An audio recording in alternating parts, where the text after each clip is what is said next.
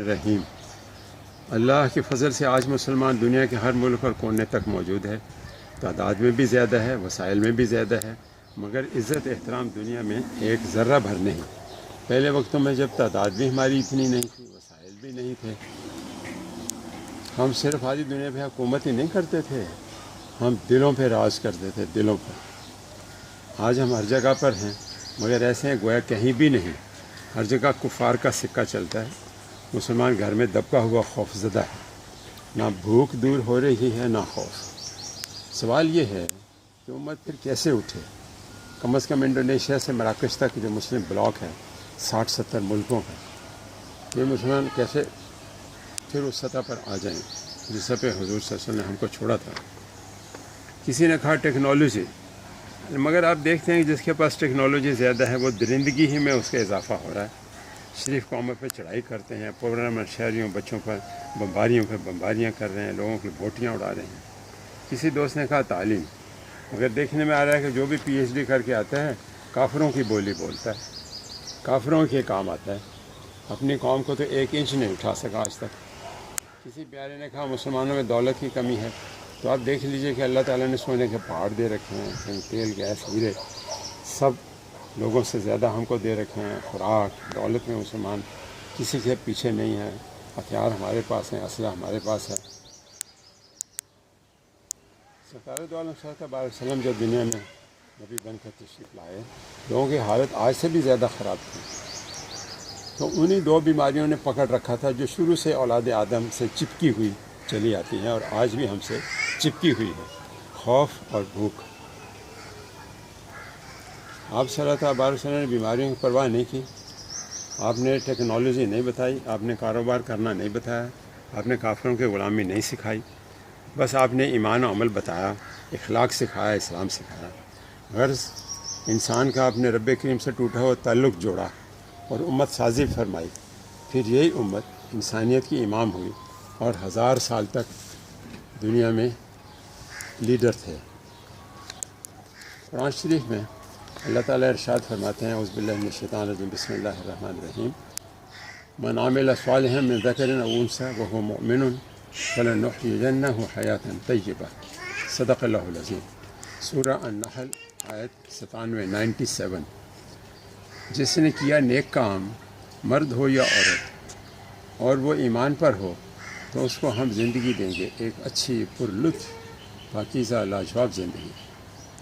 جمہور مفسرین کے نزدیک حیات طیبہ سے مراد اس دنیا کی پاکیزہ اور پرلطف زندگی ہے، اسی دنیا کی۔ ایمان والوں کو اگر معاشی تنگی یا کوئی تکلیف پیش آ ہی جاتی ہے تو 2 چیزیں ان کو پریشان ہونے نہیں دیتی، ایک قناعت و سادگی، دوسرے یہ عقیدہ کہ اس کے بدلے آخرت کی عظیم الشان ہمیشہ رہنے والی نعمتیں مل جائیں گی۔ حضرت ابن عطیہ رحمۃ اللہ علیہ فرماتے ہیں کہ نیک ایمان والوں کو اللہ تعالیٰ دنیا میں خوشی، فرحت اور پرلطف زندگی عطا فرماتے ہیں جو کسی حال خراب نہیں ہوتی۔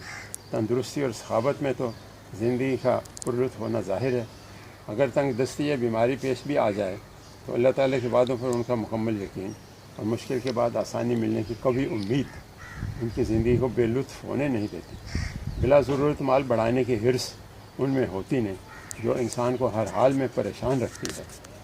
مومن جانتا ہے کہ دنیا کی مختصر زندگی دائمی آخرت کے مقابلے میں کوئی حیثیت نہیں رکھتی، اس لیے یہاں کے رنج و راحت اور سرد گرم سب کو آسانی سے گزار لیتا ہے۔ یہی وہ حیات طیبہ ہے جو مومن کو دنیا میں نقد ملتی ہے۔ معرف القرآن، حضرت مفتی محمد شفیع صاحب، مفتی اعظم پاکستان۔ حیات طیبہ ہوگی تو انصاف کے نام پر لوگوں کو ابالا نہیں جائے گا برسوں، قاضی کھڑے کھڑے فیصلے دے گا۔ حیات طیبہ ہوگی تو ڈیفنس بجٹ کے نام پر قوم کی کمر نہ توڑی جائے گی، ہر نوجوان دینی فریضہ سمجھ کر دفاعی خدمت میں سال دے گا۔ حیات طیبہ ہوگی تو پٹواری خود انتقال چڑھا کر کاغذات لوگوں کے گھر پہنچانے کا ذمہ دار ہوگا۔ لوگوں کو برسوں ٹانگیں اور جوتے توڑوانے اور جیبیں خالی کرا کر جہنم خریدنا نہ پڑے گی۔ حیات طیبہ ہوگی تو بڑا چھوٹے پر ظلم نہ کر سکے گا، کوئی سرکاری ملازم بکنے کو تیار نہ ملے گا، نہ کوئی قوم فروش ہوگا نہ ملک فروش، ہر کسی کو خوف خدا ہوگا اور فکر آخرت، ہر کسی کو جائز حقوق سب مل رہے ہوں گے اور وہ اللہ کی دی روزی پر اطمینان سے قناعت کرے گا۔ حیات طیبہ ہوگی تو چیزوں کی قیمتیں آسمان کو نہ چھوئیں گی، ٹیکس کوئی نہ ہوں گے اور منافع خوروں کا بندوبست کر دیا جائے گا۔ حیات طیبہ ہوگی تو قتل و غارت، چوری ڈاکہ، بتہ خوری نہ ہوگا، لوگ دروازے کھول کر سوئیں گے، کوئی کسی کا بیری نہ ہوگا، قرض حسنہ کا لین دین عام ہوگا، سود اور رشوت کا نام و نشان تک نہ ہوگا۔ قوم انشاءاللہ آسودہ حال، خوشحال، شار گلبال ہوگی، بین الاقوامی تناظر میں بھی قیادت کرنے کے قابل ہوگی انشاءاللہ۔ آج امت کے اندر اصلاح کے نام سے کئی کوششیں محنتیں ہو رہی ہیں، لیکن جوہد کی ترازو جو ہے اس کے دونوں پلڑے برابر ہو جائیں، عدل ہو جائے، انصاف ہو جائے، وہ جب ہی ہو سکتا ہے کہ جب امر بالمعروف بھی پورا ہو اور دوسرے پلڑے میں نہی عن المنکر بھی پورا ہو۔ اس طرف چونکہ کچھ آواز لگتی نظر نہیں آ رہی تھی، اس لیے اس پر قلم اٹھانا پڑی۔ تو یہ جو اب عام ہے سلسلہ حیات طیبہ، اس کے کچھ اجزاء ہیں، چند ایک اس کے جز ہیں۔ اللہ تعالیٰ کی نافرمانی سے رکنا اور حضور اقدس صلی اللہ علیہ وسلم کے دین میں یہ بہت ہی اہم مضمون ہے۔ تو اس کے جو چند جز ہیں اس میں سے پہلا جز آج لیتے ہیں، معرفت پائیں۔ یہ آپ کے سامنے ہے۔